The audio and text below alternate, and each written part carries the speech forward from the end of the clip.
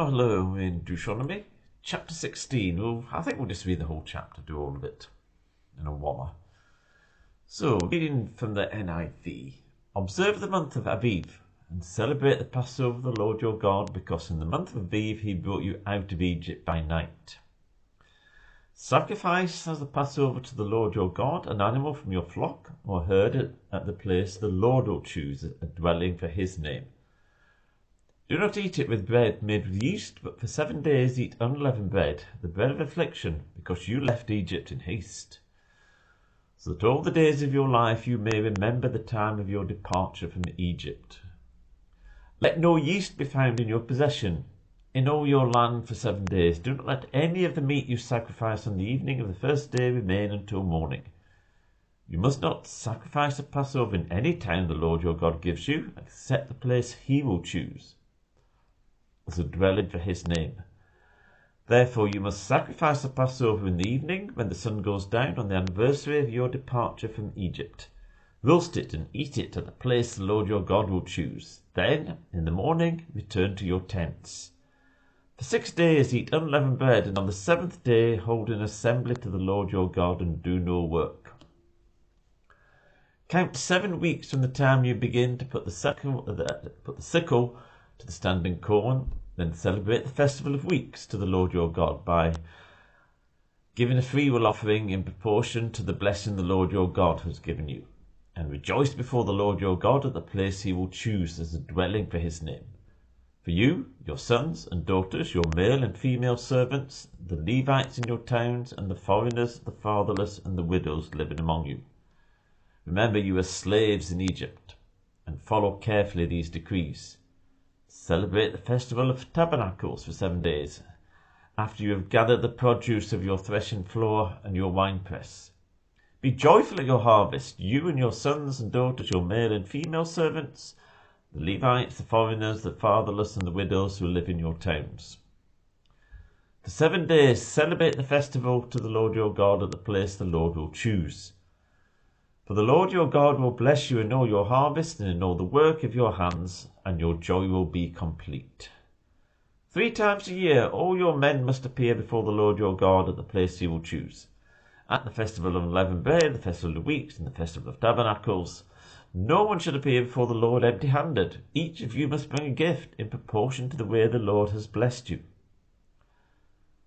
Appoint judges and officials for each of your tribes in every town the Lord your God is giving to you. And they shall judge the people fairly. Do not pervert justice or show partiality. Do not accept a bribe, for a bribe blinds the eyes of the wise and twists the words of the innocent.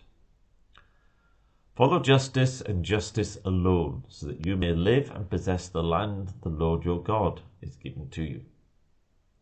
Do not set up any wooden Asherah pole beside the altar that you build to the Lord your God, and do not erect a sacred stone, for these the Lord your God hates. Well, I've already got 3. There are 3 key festivals that people had to celebrate.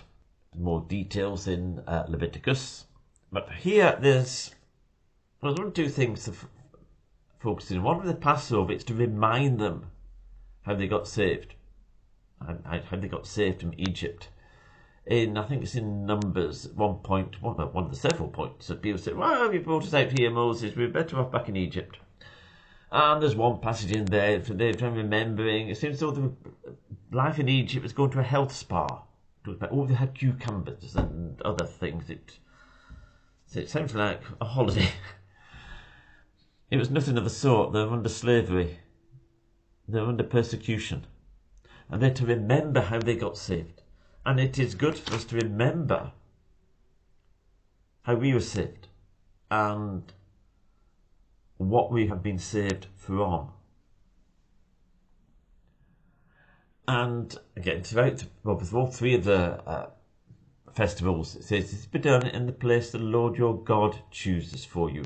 So he will choose as a dwelling for his name. Now it's interesting now.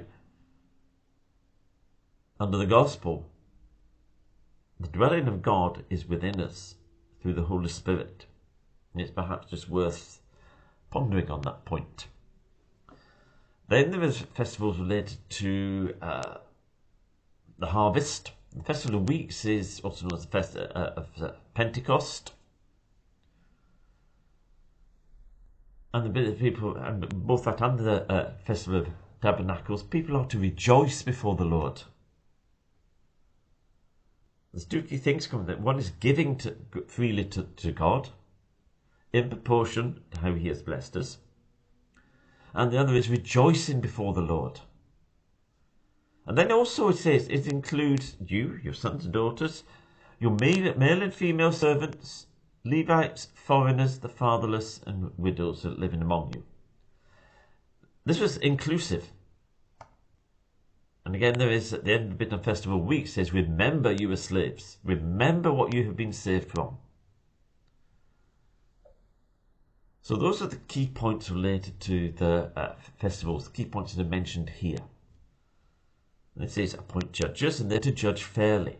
And if you go back, I can't remember if it's Leviticus or Exodus or Numbers. Anyway, there's one point where it says, do not show any partiality to the poor. Now, the biggest risk is showing partiality to the rich, because of their power, or because they bribe you, is a particular point of the problems with bribery mentioned here. But also, don't show partiality to the poor. Judges are to judge fairly and honestly. There's been no perversion of justice. It says without showing any partiality. And then there are the key warnings against bribery. And finally, no other gods, no Asherah poles beside the altar you build to the Lord your God. And there's a key danger there. Sometimes you get something up, and basically at the start of it, or the heart of it is, it's good, it's dedicated to God. But then you put something in beside it which is an idol. And it says, do not do this. Don't erect an Asherah pole there. Don't erect a sacred stone. Why? Because the Lord your God hates these things. We need to be careful what we do. But on that note, we'll call a halt to this very quick summary of chapter 16 of Deuteronomy.